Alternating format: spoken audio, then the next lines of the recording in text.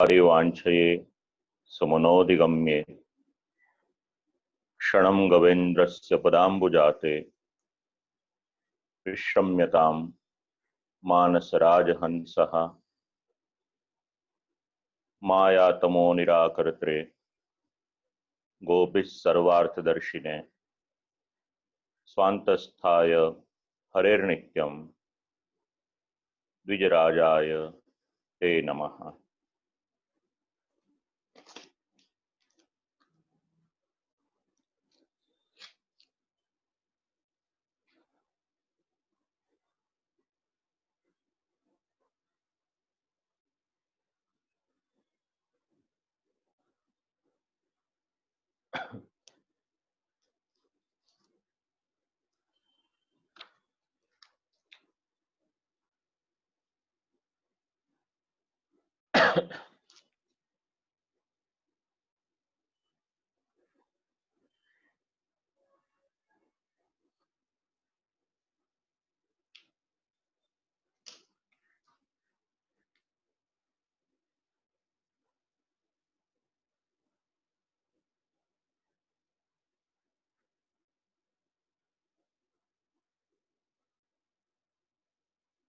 मुक्ताश्रये रत्नविशेष सेव्ये शुकारि वाञ्छये सुमनोदिगम्ये क्षणं गवेन्द्रस्य पदाम्बुजाते विश्रम्यतां मानसराजहंसः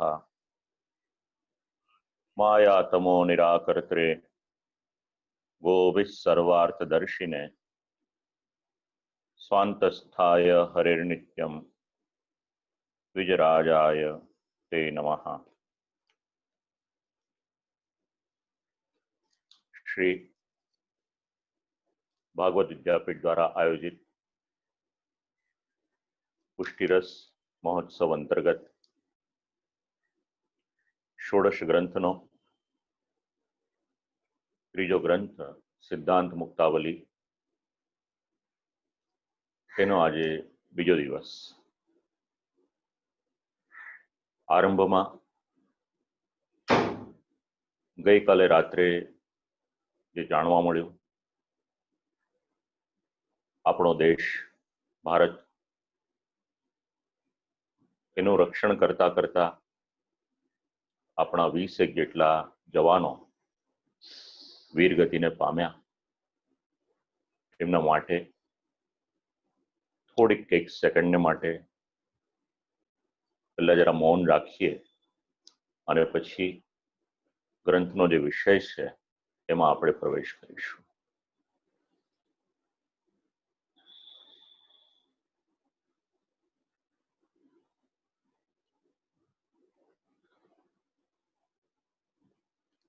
શાસ્ત્રના વચન મુજબ જે સૈનિકો દેશની રક્ષા કરતા કરતા વીરગતિને પામ્યા, પ્રભુ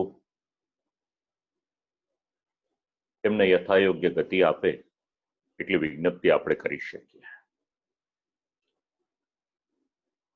ગ્રંથનો આપણે જે વિષય ચાલે છે એનું અનુસંધાન લઈએ. નત્વા હરિમ પ્રવક્ષ્યામિ સ્વસિદ્ધાંત વિનિશ્ચયમ. એની પછીનું પદ કૃષ્ણ સેવા એ આપણે ગઈકાલે ચાલી રહ્યું હતું. એની અંતર્ગત જે ટીકાકારોનો અભિપ્રાય છે, ભગવત કૃપાથી જે કંઈક પ્રેરણા થઈ, ભગવાને જે કંઈક બોલાવ્યું એનો વિચાર કર્યો. સેવાનું તત્વ, એમાં બે રીતે વિચારી શકાય. એક લૌકિક રીતે, બીજું અલૌકિક રીતે. કોઈક એક ચાકર હોય, પોતાના શેઠની સેવા કરે, એમ્પ્લોયી હોય, એના એમ્પ્લોયરને વફાદાર રહે, તો કોઈ ગુરુ સેવા કરે, કોઈ માનવ સેવા કરે, તો કોઈક રાજપુરુષની સેવા કરે. તો બંને રીતે આ શબ્દને વિચારી શકાય. એમાં ધ્યેય એક જ હોય છે, જેમની સેવા કરવાની હોય એમને આપણે પ્રસન્ન રાખી શકીએ. તો શ્રી આચાર્ય ચરણ જે આજ્ઞા કરે છે અને પુષ્ટિમાર્ગ આપણને જે શબ્દ આપે છે એમાં ભગવાનના સુખની પ્રાયોરિટી છે. તો સેવામાં બે શબ્દ વિચારવાના છે. એક સાધનરૂપ સેવા છે અને બીજી ફળરૂપ સેવા છે. બસ એનું જ અનુસંધાન હવે આગળના પદમાં આપણે લઈને ચાલીએ. કૃષ્ણ સેવા સુધી કંઈક વિચાર કર્યો. એની પછીનું પદ પ્રથમ શ્લોકમાં છે સદા કાર્ય. કોઈ એક દિવસ, 2 દિવસ, 3 દિવસ, અઠવાડિયું, 15 દિવસ, મહિનો, 1 વર્ષ, 2 વર્ષ, એની કોઈ અવધિ નથી. જ્યાં સુધી જીવન છે ત્યાં સુધી ભગવત સેવા છે. અને એના માટે અણુભાષ્યમાં પણ ઘણો વિચાર કરવામાં આવ્યો છે. કેટલો સમય સેવા કરવાની, એટલે સ્પષ્ટ રીતે કહ્યું કે કાયમને માટે સદા સેવા કરવાની. ઈશ્વર પ્રાપ્તિના જે સાધનો છે એ સાધનની સતત આવૃત્તિ, એટલે એની સાથે આપણે જોડાયેલા રહેવું પડે. કારણ કે શ્રુતિ પણ વારંવાર ઉપદેશ આપે છે, ઉપનિષદ પણ સમજાવે છે કે આ સર્વ આત્મારૂપ છે, આ સાચું છે, એ આત્મા છે. આવી રીતના ઘણી રીતના ઉપદેશ આપે છે. તો ઉપદેશના પણ 1, 2, 3 આવી રીતના અલગ અલગ સ્ટેજીસ હોય. તો પહેલી વખત જ્યારે ઉપદેશ મળે ત્યારે અંતઃકરણના દોષ હોય એને દૂર કરે, અને પછી જે ઉપદેશ મળે એ જ્ઞાનનો સાધક થઈ શકે, આવું પણ સમજાવવામાં આવ્યું છે. તો શાસ્ત્ર કેવળ શ્રવણ કરીએ એટલું પર્યાપ્ત નથી. એ મુજબ આપણે કર્તવ્ય પણ કરવું પડે. અને જેમ જેમ દોષ દૂર થતા જાય એમ એમ એ તત્વ આપણે જોઈ શકીએ, અનુભવી શકીએ, એટલે કે ભગવાનના દર્શન આપણને થઈ શકે. અને એમાં પછી એક ઉદાહરણ આપ્યું. આંખમાં થોડી જાય લાગી ગઈ હોય, એક વખત આંજણ લગાવે તો ન નીકળે, 2 વખત 3 વખત લગાવે તો પછી જોવાને માટેનું દ્રશ્ય એ જોઈ શકે. એવી જ રીતે શ્રવણ, મનન, સ્મરણ આ બધો જે પ્રકાર બતાવ્યો છે એનું અનુસંધાન લેવાનું. તો એ શ્રવણ વગેરે એ સાધન જે ફળને માટે છે.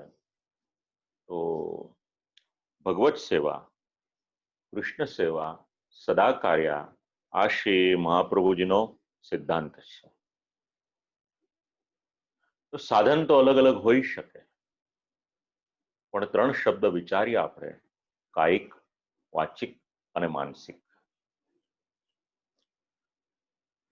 તો ભગવાનની સેવા કરવાને માટે આ 3 શબ્દનો વિચાર કરીએ એટલે જે 2 શબ્દ સમજવાના છે, સાધન સેવા, ફલ સેવા, એ બંનેની આપણને થોડીક માહિતી મળી જશે કે સાધનરૂપ સેવા એટલે શું અને ફળરૂપ સેવા એટલે શું. હવે ભગવાનના વિષયમાં જે મુખ્ય સાધન છે એ માનસિક સાધન છે. અને એ જ માનસિક સાધનને અહીંયા આગળ પ્રાયોરિટી આપી છે. શ્રુતિનો મતનો પણ એમાં આધાર છે કે ભગવાનને મળવું હોય તો કઈ રીતે. તો ભગવાનને કેવળ તનથી નહીં, પણ ભગવાનને મનથી મળવાનું. કેવળ શરીર આપણું ત્યાં આગળ હોય એટલું પર્યાપ્ત નથી. ખૂબ સુંદર વાક્ય લખ્યું છે ગોલોકવાસી પૂજ્ય શ્રી કૃષ્ણશંકર શાસ્ત્રીજી, પૂજ્ય શ્રી દાદાજીએ, કે તમે ભલે મંદિરમાં બેઠા હો, પણ જો તમારું મન કારખાનામાં હોય તો સમજજો કે તમે પોતે કારખાનામાં જ બેઠા છો.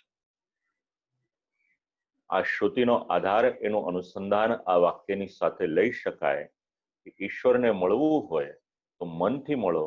જ્યાં સુધી મન ભગવાનની તરફ જોડાયેલું નહીં હોય ત્યાં સુધી કેવળ કાયાથી કરશો તો એ પર્યાપ્ત નથી. તો કાયિક, વાચિક અને માનસિક આ ત્રણ શબ્દનું અનુસંધાન લેવાનું. તો ભગવાનની પ્રાપ્તિ માટે કાયિક અને વાચિક એ તો છે જ, પણ એનાની કરતા પણ ઉપર અગર કંઈક વિચાર કરીએ તો એ માનસિક સાધન છે. એટલા જ માટે આ શ્લોકમાં જ્યારે આજ્ઞા આપી કૃષ્ણ સેવા સદા કાર્યા માનસી સા પરામતા, તો માનસી સેવાને ઉત્તમ સ્થાન ઉપર મૂકવામાં આવી. હવે આપણે જે રીતે અર્થઘટન કરીએ એ રીતે માનસીનું અર્થઘટન કરવાનું કે પછી એનો બીજો કોઈ પ્રકાર છે? સામાન્ય રીતે એવો વિચાર કરી લે કે મનથી જોડાઈ જાય એટલે માનસી સેવા સિદ્ધ થઈ જાય, અને પછી એમાં અલગ અલગ દ્રષ્ટાંત વગેરે લઈ લે, પણ એટલું પર્યાપ્ત છે કે નહીં એ વિચાર કરવાનો. તો માનસીમાં પૂરેપૂરું મન એ ભગવાનની સાથે જોડાઈ જવું જરૂરી છે. ઘણા દ્રષ્ટાંતો મળે છે. વાર્તા પ્રસંગમાં પણ એનો ઉલ્લેખ મળે છે. વાર્તા પ્રસંગના ઘણા બધા પ્રસંગો ખૂબ જાણીતા છે, અને કેટલાક પ્રસંગો એવા છે કે દરેકનું ધ્યાન જેટલા આ જાણીતા પ્રસંગો હોય એટલું એની પર કદાચ ન પણ ગયું હોય. તો એક દામોદરદાસ સંબરવાલા નામના વૈષ્ણવ, ખૂબ મહત્તા એમની, શ્રી ઠાકોરજીની ખૂબ કૃપા એમની પર. એમને ત્યાં એક દાસી પરચારગી કરે. શ્રી યમુનાજીની સખી લીલાની, અને એનું નામ જ કૃષ્ણાવેશણી. મન સતત પ્રભુમાં લાગેલું રહે, એટલું બધું મન એનું પ્રભુમાં પરોવાયેલું રહે કે એને માનસી સિદ્ધ થઈ ગઈ એવું લાગે. એક વખત આ વૈષ્ણવ ભગવત સેવા કરે છે.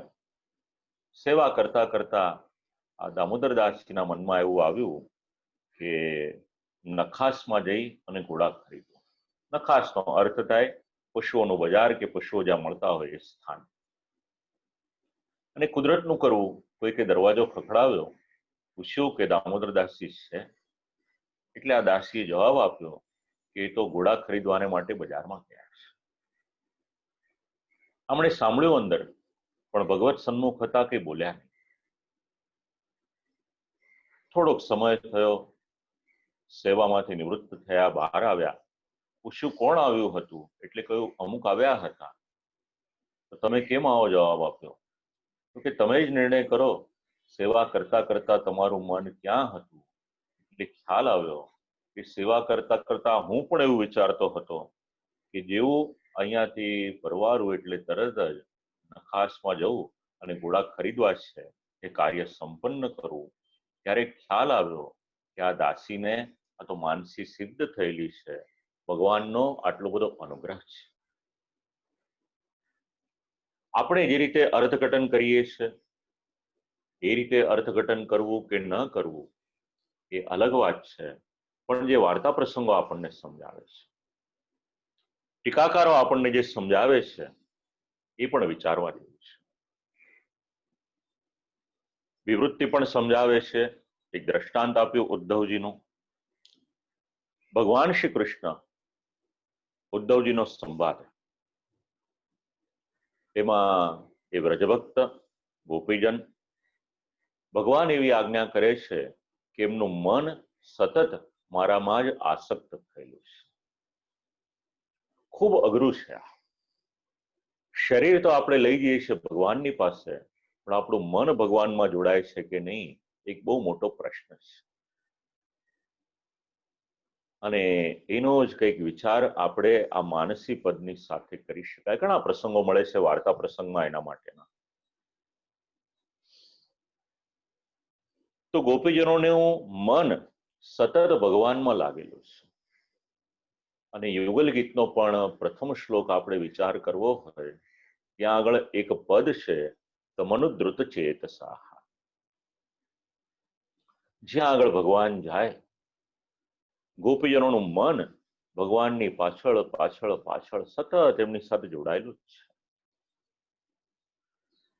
પછી ભલે ઘરના કામ કરતા હોય, પણ કામ કરતા કરતા પણ એમનું મન, એમનું ચિત્ત એ તો ભગવાનમાં જ લાગેલું છે.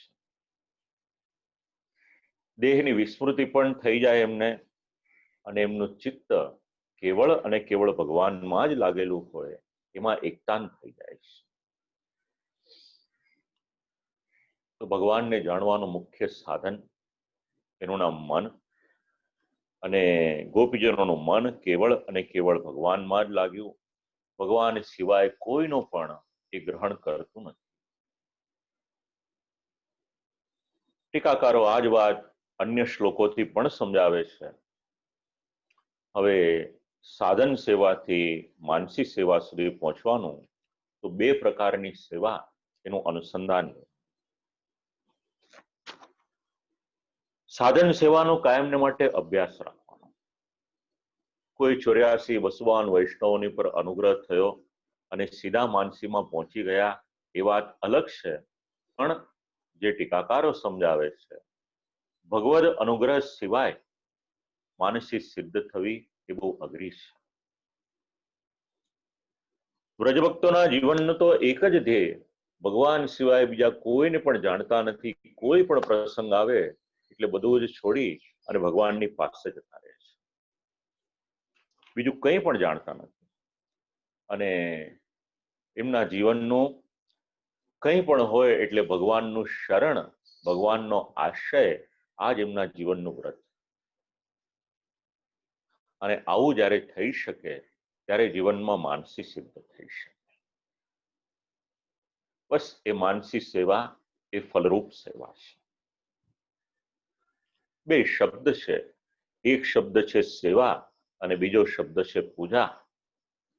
પૂજામાં વિધિવિધાનનું મહાત્મ્ય છે. કર્મ માર્ગ, વૈદિક માર્ગ અથવા તો શાસ્ત્ર જે પ્રમાણે આજ્ઞા આપે એમ આવાહનથી લઈને વિસર્જન સુધીનો આખો જ ક્રમ ચાલે આ પૂજા માર્ગમાં છે. પણ પુષ્ટિમાં જ્યારે અર્થ કરવામાં આવે છે, પૂજામ દદુર એ પદનો વિચાર કરીએ તો ત્યાં આગળ પણ એનો અર્થ પુષ્ટિની રીતના કરવામાં આવે છે.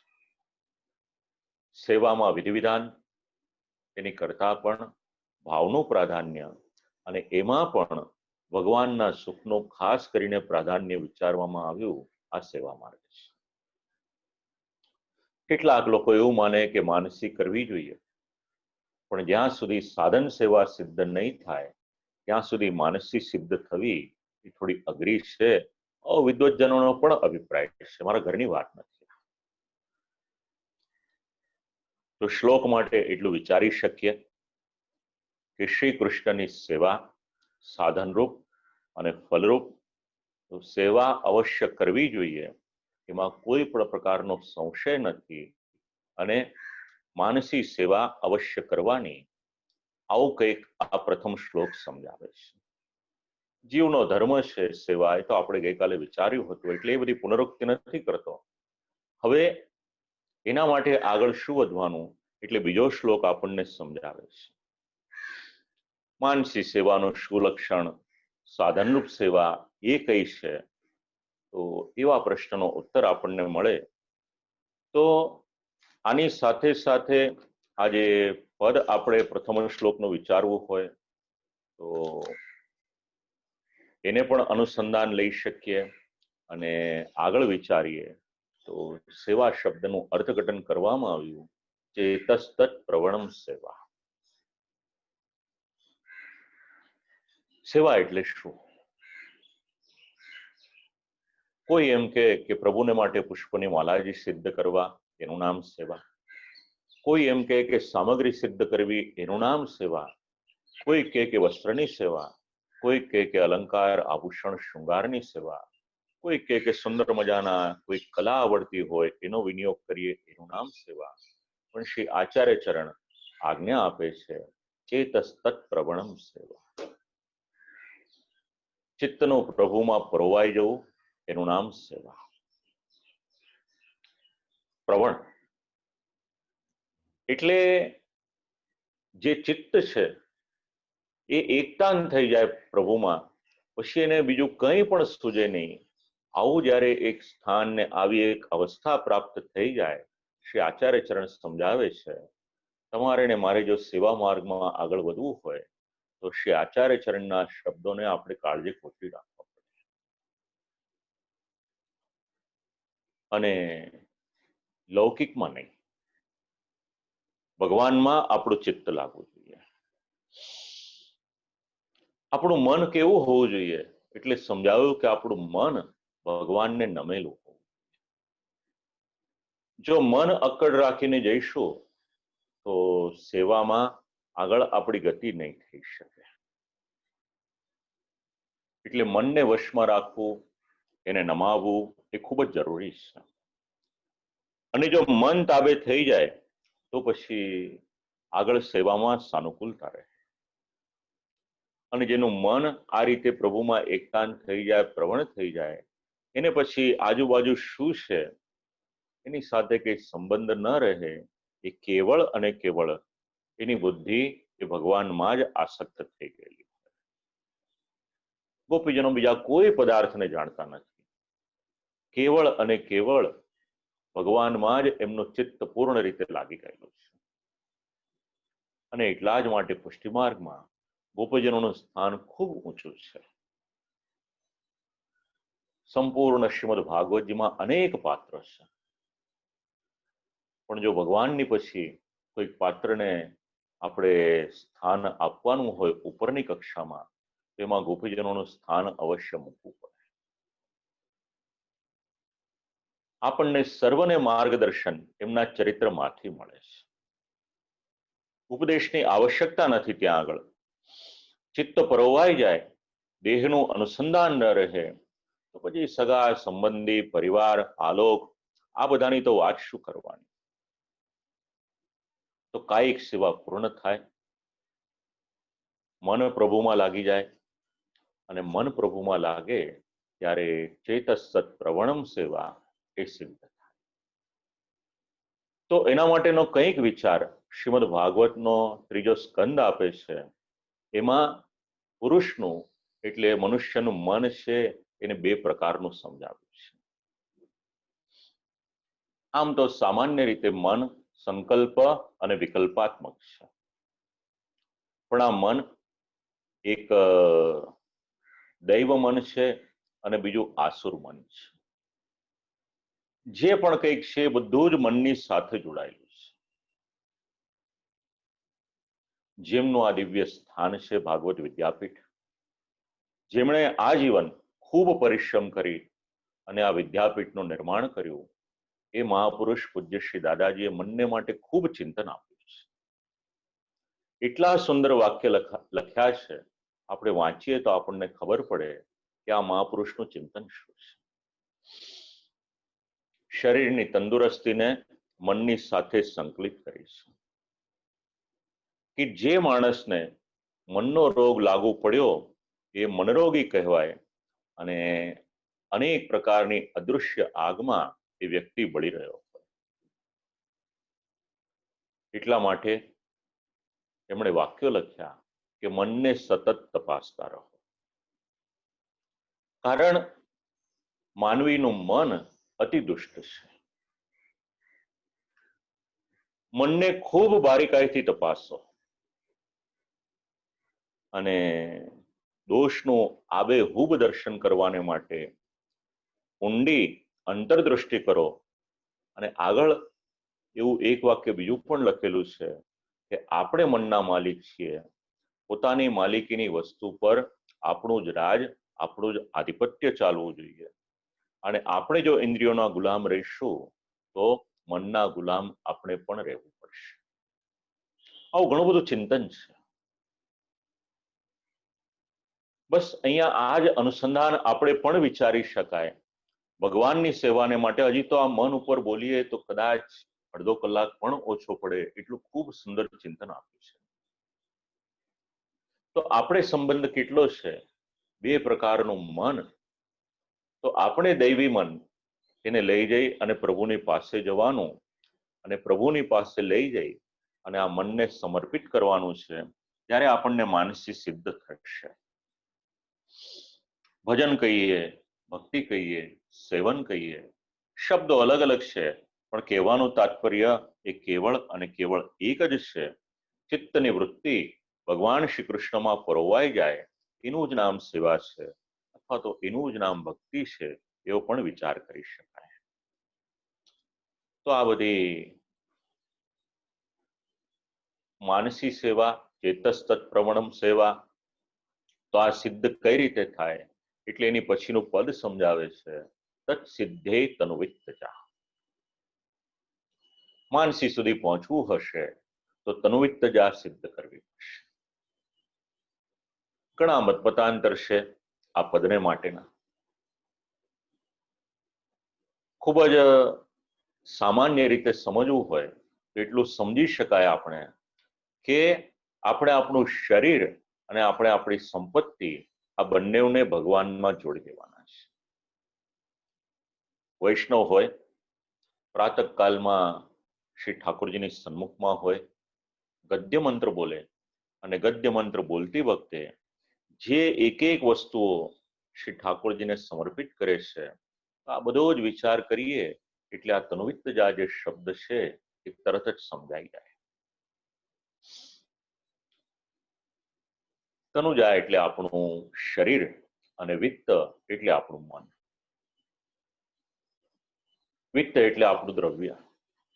તો સામાન્ય રીતે એવું વિચારી શકાય, આપણે આપણું શરીર એટલે આપણું તન, આપણું ધન અને આપણું મન આ ત્રણેય શ્રી ઠાકોરજીના શ્રીચરણમાં આપણે સમર્પિત કરીએ ત્યારે આપણે પૂર્ણ રીતે જે સેવાનો આનંદ છે એની અનુભૂતિ લઈ શકીએ. અને સેવામાં ઇન્દ્રિયોનો વિનિયોગ એ પણ બહુ જરૂરી છે. કારણ જેની ઇન્દ્રિયોનો વિનિયોગ ભગવત સેવામાં થતો નથી એ પોતે તો પ્રભુની સેવામાં તનથી પહોંચી જાય છે, ઇન્દ્રિયોને સમર્પિત પણ કરી દે છે, પણ જો શ્રીમદ ભાગવતના શ્લોકોનો આધાર લઈએ તો એની ઇન્દ્રિયો પછી એને સમર્પિત ત્યાં થતી નથી. ભગવાન એવી આજ્ઞા કરે છે કે જે સેવક, જે ભક્ત મારી કથામાં શ્રદ્ધા રાખે, મારા ગુણોનું ગાન કરે, દંડવત પ્રણામ કરે, ભક્તોનો સત્કાર વગેરે કરે, ભગવત ભજનમાં વિરોધ લાવનાર જે દ્રવ્ય વગેરે હોય એ બધા જનો ત્યાગ કરી દે, આમ ધીરે ધીરે કરતા કરતા એ મારી વધારે ને વધારે નજીક આવતી જાય છે. આ તો શ્રી આચાર્ય ચરણની કૃપા છે કે આપણા ઘરે શ્રી ઠાકોરજી બિરાજમાન છે. બાકી આપણે તો કંઈક એટલા અટવાયેલા છીએ, જો આપણા લક્ષણથી ભગવાને આપણે ઘરે પધારવાનું હોય તો પધારે કે કેમ એ પણ પ્રશ્ન છે. નહીતર તો શ્રી મહાપ્રભુજી એવો વિચાર ન કરવો પડ્યો હોત કે જીવ તો દોષનો ભરેલો છે અને બ્રહ્મ તો નિર્દોષ છે, આ વિચાર આવ્યો ક્યાં? શ્રી આચાર્ય ચરણે એવું ન કહેવું પડ્યું હોત કે જીવા સ્વભાવ તો દુષ્ટા, આવ્યું ક્યાંથી? તો આ શ્રી આચાર્ય ચરણની કૃપા છે. શ્રી મહાપ્રભુજી આપણને માર્ગ બતાવ્યો, એ માર્ગ ઉપર ચાલીએ તો આપણું કલ્યાણ થાય. તનુવિત્તજા સેવા, એમાં આપણે આપણી ઇન્દ્રિયોને પણ પરોવી દઈએ અને સાથે સાથે જે અનેક પ્રકારની ભક્તિ છે એ ભક્તિને પણ પુષ્ટિમાર્ગીય દ્રષ્ટિકોણથી વિચારી અને એનો વિનિયોગ પણ ભગવત સેવામાં કરીએ. ભગવાન મંદિરમાં સેવા કરવી કઈ રીતે? તો કોઈ પણ કપટ કર્યા વગર આપણે ભગવાનના દાસ છીએ, એ દાસ ભાવથી ભગવત સેવા કરવાની.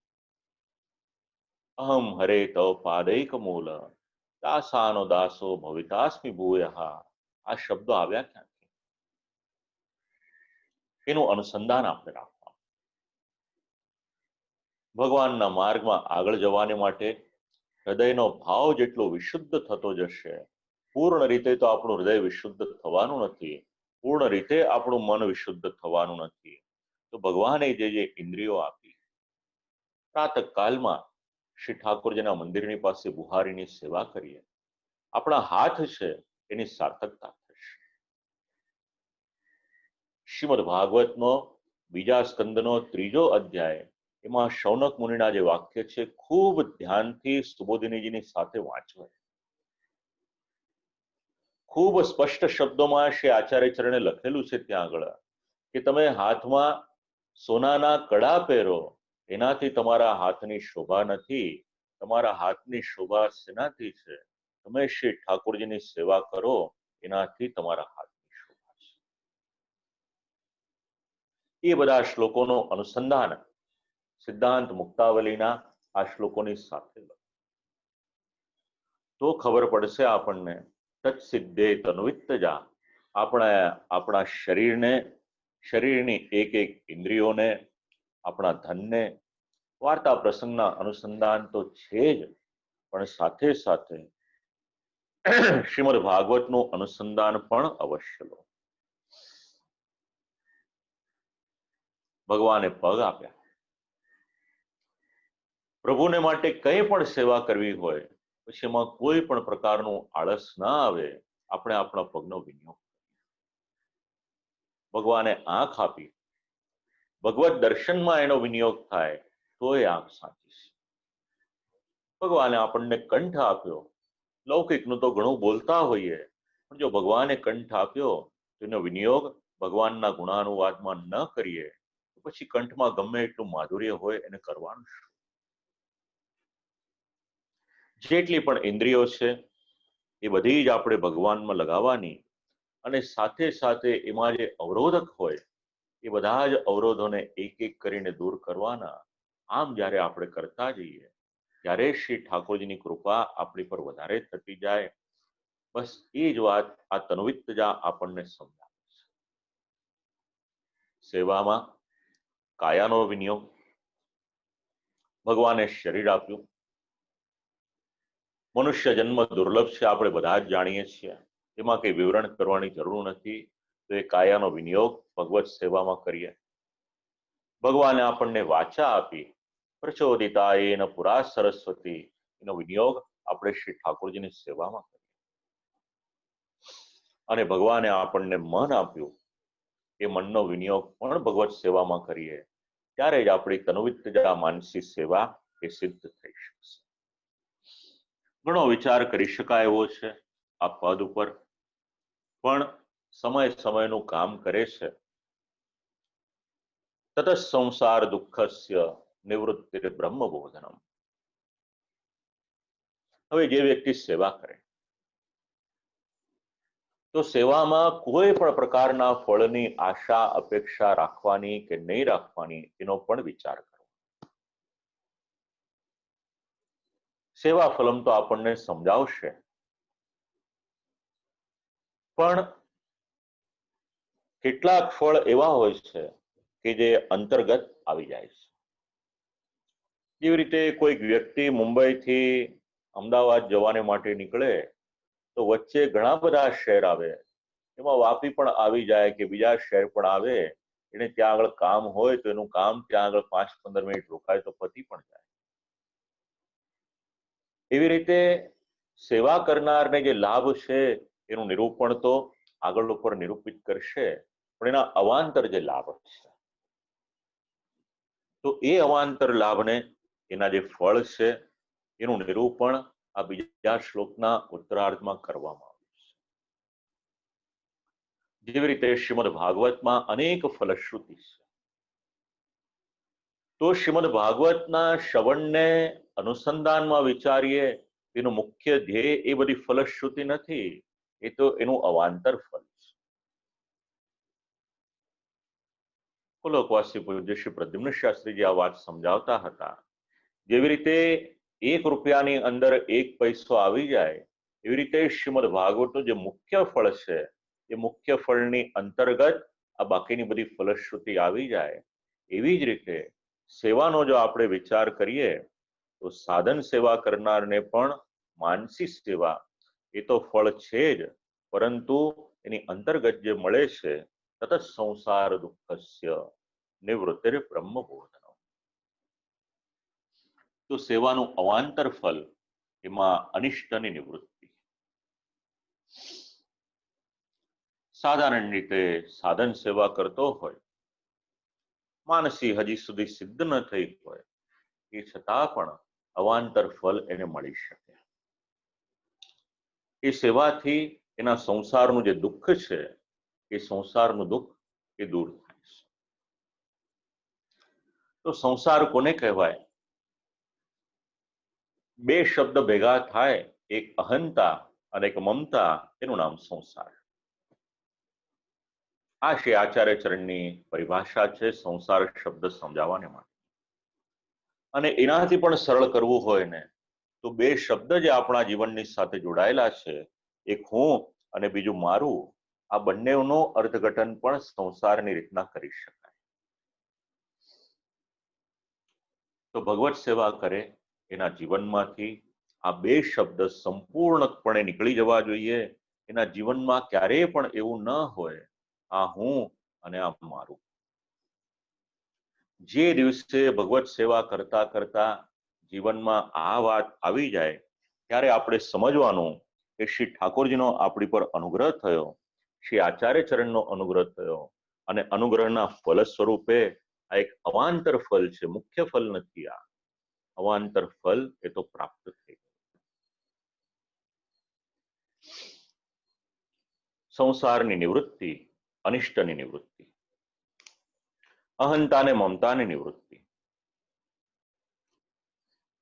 હવે ભગવાનની સેવા સદા કરવાની એ તો આપણને સમજાવ્યું. તો એને બ્રહ્મ જ્ઞાન કઈ રીતે થઈ શકે? સતત સેવામાં ને સેવામાં હોય તો એને બ્રહ્મ જ્ઞાન થાય ન થાય, અથવા તો કઈ રીતે થાય? કારણ કે શાસ્ત્ર એવું સમજાવે છે કે જ્યાં સુધી બ્રહ્મ જ્ઞાન ન થાય ત્યાં સુધી સંસારની નિવૃત્તિ થતી નથી. તો સ્પષ્ટીકરણ કર્યું એનું કે તનુવિત્તજા આ સેવા કરે એમ કરતા કરતા એનું અજ્ઞાન એ પણ દૂર થઈ જાય, અને અજ્ઞાનથી ઉત્પન્ન થયેલો સંસાર છે એ પણ દૂર થઈ જાય. એને બ્રહ્મ જ્ઞાન, એના માટે પછી બહુ પરિશ્રમ કરવાની આવશ્યકતા રહે નહીં. અને બીજું ફલ બતાવ્યું, એનું નામ છે ઇષ્ટ પ્રાપ્તિ. તો ઇષ્ટ પ્રાપ્તિ એટલે શું? તો પોતાના આત્મામાં અથવા આ જગતમાં અક્ષર બ્રહ્મનું જ્ઞાન થઈ જાય એને ઇષ્ટ પ્રાપ્તિ આ શબ્દની સાથે સમજાવ્યું છે. પરબ્રહ્મની વાત તો આગળ આવશે, પણ અક્ષર બ્રહ્મનું એને જ્ઞાન થાય એ પણ જરૂરી છે. આનું અનુસંધાન ટીકાકારો ભક્તિવર્ધિનીની સાથે પણ લેશે. તો તનુવિત્તજા સેવા કરે એના સંસારના દુઃખની નિવૃત્તિ અને બ્રહ્મનું જ્ઞાન થાય. સંસારનું દુઃખ અજ્ઞાનનું કાર્ય છે, તો અજ્ઞાનના નાશથી એ પણ નષ્ટ થાય છે અને બ્રહ્મ જ્ઞાન થાય છે. તો હવે આપણને બીજો એક પ્રશ્ન થાય કે બ્રહ્મ જ્ઞાન એટલે પોતાના આત્મામાં અથવા પ્રપંચમાં બ્રહ્મ જ્ઞાન એટલે અક્ષર બ્રહ્માત્મકની સમજણ. આ એક જ આટલું નાનું એવું વાક્ય યાદ રાખવાનું, કારણ કે પછી એની ચર્ચા એ ઘણી લાંબી થઈ જાય. હવે આ બીજા શ્લોકનો સારાંશ આપણે વિચારવો હોય તો ભગવાન શ્રી કૃષ્ણમાં આપણું ચિત્ત પરોવાયેલું રહે, માનસી સેવા અને એના સાધનરૂપ તનવિત્તજા સેવા આપણે કરવાની. માટે પહેલા અભ્યાસ કરીએ. જેમ જેમ અભ્યાસ થાય, સાધન સેવા જેમ જેમ સિદ્ધ થઈ જાય, એમ એમ માનસી સેવાના આપણે અધિકારી થઈ શકીએ. અને સાથે સાથે એની અવાંતર જે બે ફલની પ્રાપ્તિ થાય છે, એ બે ફલ એનો આપણે વિચાર કરીએ. હવે ત્રીજો શ્લોક. પરમ બ્રહ્મ તો કૃષ્ણો હિ સચ્ચિદાનંદકમ બૃહદ વિરૂપમ તદ્વિસ્વરૂપમ સ્યાત એકમ તસ્માદ વિલક્ષણમ. શબ્દ થોડાક વિચાર કરવા જેવા છે, સમજવા જેવા છે. પરમ બ્રહ્મ તો કૃષ્ણો હિ. હવે શંકા થાય, અક્ષર બ્રહ્મ એ જ પરબ્રહ્મ છે કે બીજું કંઈ? હવે થોડીક આમાં વેદાંતની બધી વાતોનું નિરૂપણ છે.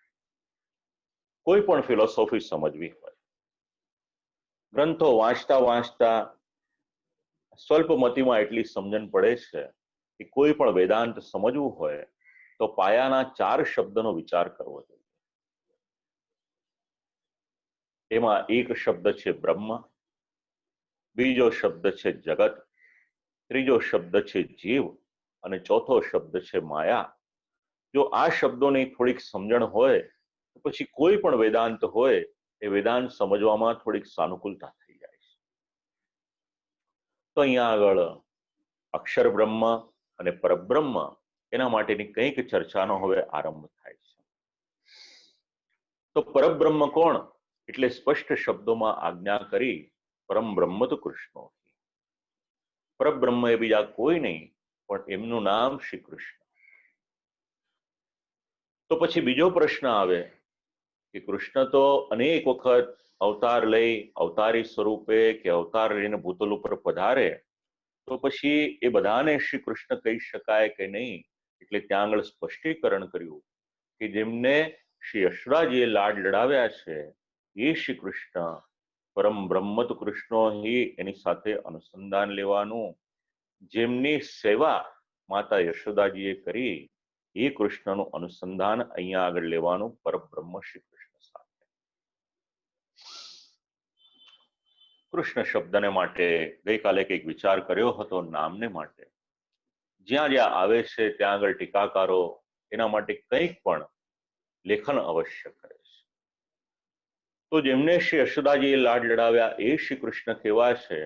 એટલે કહ્યું કે ગોપાલનો વેશ ધારણ કરે છે, શ્યામ વર્ણ છે. સામાન્ય રીતે શ્યામ વર્ણનું અનુસંધાન વાદળની સાથે લેવામાં આવે છે, પણ અહીંયા આગળ એક ટીકાકારે સમુદ્રની જેવો શ્યામ વર્ણ સમજાવ્યો છે. ભગવાનનો શ્યામ વર્ણ કેમ છે એના માટે પણ શાસ્ત્રમાં ક્યાંક પ્રમાણો આપેલા છે. સાથે સાથે બીજું પદ પણ સમજાવ્યું, સમુદ્રની જેવા પણ શ્યામ છે અને મેઘની જેવા પણ શ્યામ છે, તરુણ છે, વેદ દ્વારા જાણી શકાય એવા છે. આવા જે પરબ્રહ્મ છે એ શ્રી કૃષ્ણ છે. પૂર્ણ પુરુષોત્તમ. તો આ જે પૂર્ણ પુરુષોત્તમ છે એ અને અક્ષર બ્રહ્મ એક જ કે અલગ અલગ? એટલે કહ્યું કે અક્ષરથી જુદા એ તો નિર્વિવાદ વાત છે, અને એનું અનુસંધાન જાણવું હોય તો શ્રીમદ ભગવદ્ ગીતા વાંચો. શ્રીમદ ભગવદ્ ગીતામાં 15મા અધ્યાયમાં એનું સ્પષ્ટીકરણ કર્યું છે. તો ઉત્તમ પુરુષ ભગવાન શ્રી કૃષ્ણ, જેમને સંપ્રદાયમાં ગોપીજન વલ્લભ એ પ્રમાણે ઓળખવામાં આવે છે, એ જ પરબ્રહ્મ છે. એમનું જ ધ્યાન કરે, એમના જ મંત્રનો જપ કરે, એમની જ ભક્તિ કરે, સતત એમની સાથે જોડાયેલા રહે, તો મરણનો ભય હોય એ ભય પણ દૂર થઈ જાય અને મોક્ષને મેળવે છે. માનવના જીવનનો મોટામાં મોટો અગર કોઈ ભય હોય તો એ મૃત્યુનો ભય છે. અને મૃત્યુના ભયમાંથી ઉગારનાર અગર કોઈક છે તો શ્રીમદ ભાગવત છે. કોઈક પાત્રો શ્રીમદ ભાગવતના એવા છે કે જે મૃત્યુને માટેની તૈયારી કરવાનું શીખવે છે. ટીકાકાર આવું જ કંઈક અનુસંધાન લે છે કે જો સતત ભગવાનની સાથે જોડાયેલા રહે, ભગવાનના નામનો જપ કરે, ભક્તિ કરે, આમ કરતા કરતા આજીવન ભગવાનમાં જોડાયેલા રહે તો મૃત્યુનો ડર પણ ન રહે અને એને મોક્ષની પણ પ્રાપ્તિ થાય. અક્ષર બ્રહ્મ પણ એને પર વિશેષણ નથી, માટે જે પરબ્રહ્મ છે એ શ્રી કૃષ્ણ છે. એની પછી જડ, જીવ અને પુરુષોત્તમ એનો કંઈક પરિચય આપ્યો છે. તો અક્ષર બ્રહ્મમાં અને પુરુષોત્તમમાં કયા કયા ધર્મ છે અને શું ભેદ છે એનું નિરૂપણ કર્યું છે. તો એટલું સમજાવ્યું કે અક્ષર બ્રહ્મ છે એ ગણિતાનંદ છે, અને જે પુરુષોત્તમ છે એ અગણિતાનંદ છે. તો ગણિતાનંદનો અર્થ એટલો થાય કે જેમનો આનંદ ગણી શકાય એનું નામ ગણિતાનંદ, અને અગણિતાનંદ એટલે જેમનો આનંદ ગણી શકાય એવો નથી એ અગણિતાનંદ છે. એને માટેનો પણ કંઈક વિચાર કરીએ. સાથે સાથે શ્રી કૃષ્ણ છે એ સચ્ચિત આનંદ સ્વરૂપ છે, અને અક્ષર બ્રહ્મ એ પણ સચ્ચિદાનંદ સ્વરૂપ છે. તો પછી શ્રી કૃષ્ણ એ અક્ષર બ્રહ્મ કેમ નથી? એનો પણ વિચાર કરવામાં આવ્યો અને ત્યાં આગળ જે શ્લોકમાં ક અક્ષર મૂકેલો છે એનાથી એટલી ન્યૂનતા બતાવી કે પરબ્રહ્મની કરતા અક્ષર બ્રહ્મમાં ન્યૂનતા છે, એટલા માટે સચ્ચિદાનંદ કમ બૃહદ આ પ્રમાણે ક અક્ષર એ વિશેષ રીતે મૂકેલો છે. પછી એના માટેની ઘણી ચર્ચા ટીકાકારો સમજાવે છે. તો આનંદની ગણતરી અલગ અલગ ઉપનિષદ એના માટેનું આપણને અનુસંધાન આપે છે. લૌકિકની રીતે ગણતરી કરીએ તો એક સાધારણ મનુષ્ય એનો આનંદ અભિવ્યક્ત જે રીતે કરી શકે એની કરતા 100 ગણો આનંદ એક રાજા હોય એ અભિવ્યક્ત કરી શકે. સાધારણ વ્યક્તિને ત્યાં બાળકનો જન્મ થાય, પોતાના ચિત્ત પરિચિતો હોય એમને જઈને મીઠાઈના પેકેટ આપે અને એકદમ સાધારણ હોય અને કંઈ ન કરી શકે, બીજા કોઈને ન વેચી શકે, તો પોતાના ઘરમાં સાકર હોય એ સાકર પણ પોતાના મોઢામાં મૂકી અને પોતાની ખુશીને અભિવ્યક્ત કરે. તો એક સાધારણ મનુષ્યનો જેટલો આનંદ હોય એની કરતા એક રાજાનો આનંદ હોય એ 100 ગણો વધારે હોય. જો રાજાને ત્યાં રાજકુંવરનો જન્મ થાય, દીકરાનો જન્મ થાય, તો પછી આખા જ નગરમાં એનો આનંદ હોય આ એનો 100 ગણો આનંદ. પછી એને મનુષ્યના આનંદની સાથે સમજાવ્યો. વેદાદિક ભણેલો હોય, શાસન કરવાની શક્તિ હોય, ધૈર્યવાળો હોય, બલવાન હોય, હવે એનાથી પણ વધારે આનંદ હોય એ મનુષ્ય ગંધર્વને હોય. દેવતાઓની જે એક જાતિ એ મનુષ્ય ગંધર્વો, અને એની કરતા પણ જે 100 ગણો વધારે આનંદ છે એ પિતૃલોકને હોય છે. આમ કરતા કરતા આનંદની ગણતરી છેક બ્રહ્માજી સુધી કરવામાં આવી છે. પણ જ્યારે બ્રહ્માજીના આનંદની વાત આવી પછી કહ્યું કે આ બધો જ આનંદ ગણી શકાય, આ ગણી શકાય માટે એ ગણિતાનંદ છે. પણ ભગવાનમાં જે આનંદ રહેલો છે એ આનંદને કોઈ પણ રીતે ગણી શકાતો નથી, એની કોઈ સીમા નથી. અને એટલા જ માટે એ ભગવાન એમનો આનંદ અગણિત છે. એ પૂર્ણ પુરુષોત્તમ ભગવાન શ્રી કૃષ્ણ. અક્ષર બ્રહ્મના આનંદની ગણતરી થઈ શકે, પરંતુ પૂર્ણ બ્રહ્મ જે પુરુષોત્તમ એમના આનંદની ગણતરી એ કોઈ રીતે થઈ શકે. અને એટલા જ માટે આચાર્ય ચરણ જ્યારે સમજાવે છે બ્રહ્માનંદાત સમુદ્રત્ય ભજનાનંદ યોજને, તો શ્રી મહાપ્રભુજી વિચારે છે કે એક આનંદ સુધી જઈને અટકી નથી જવાનું, એનાથી પણ ઉપરનો જે આનંદ છે એ મારે આપ લોકોને સમજાવવો છે. એવી રીતે બૃહદારણ્યક ઉપનિષદ છે એમાં પણ એનું અનુસંધાન મળી શકે આનંદની મીમાંસા. તો અક્ષર અને પુરુષોત્તમ એ બંનેમાં કંઈક ભેદ. પ્રપંચ જે બ્રહ્માત્મક છે તે અક્ષર બ્રહ્માત્મક, કારણ કે અક્ષરમાંથી ઉત્પન્ન થયેલ છે. પછી સત, ચેત, આનંદ આ બધા શબ્દો પણ વિચારી શકાય. એની પછી અક્ષરના 2 સ્વરૂપ. અક્ષર બ્રહ્મ એ દ્વિરૂપ છે, એક સર્વાત્મક છે અને બીજું છે એનાથી વિલક્ષણ છે. શ્રુતિ સ્મૃતિ પ્રતિપાદિત અક્ષર બ્રહ્મ છે એ 2 સ્વરૂપનો છે. એક તો પુરુષોત્તમનું અધિષ્ઠાન એ અક્ષર બ્રહ્મ, અને એમાં પછી શ્રુતિનું અનુસંધાન ટીકાકારો આપે છે, ભગવદ્ ગીતાનું અનુસંધાન આપે છે કે મારું એટલે ભગવાનનું રહેવાનું ધામ છે. અક્ષર બ્રહ્મનું સ્પષ્ટ વર્ણન કરવામાં આવ્યું છે. એટલે એનું કન્ક્લુઝન એવું આપ્યું કે અક્ષર એ પુરુષોત્તમનું અધિષ્ઠાન છે. હવે આપણને થાય કે અધિષ્ઠાન એટલે શું? તો જેમાં રહે એ અધિષ્ઠાન, અને જે રહેનાર હોય એનું નામ છે અધિષ્ઠાતા. જેવી રીતે લાકડામાં અગ્નિ રહેલો હોય તો લાકડું એ અગ્નિનું અધિષ્ઠાન કહેવાય અને અગ્નિ એ અધિષ્ઠાતા કહેવાય.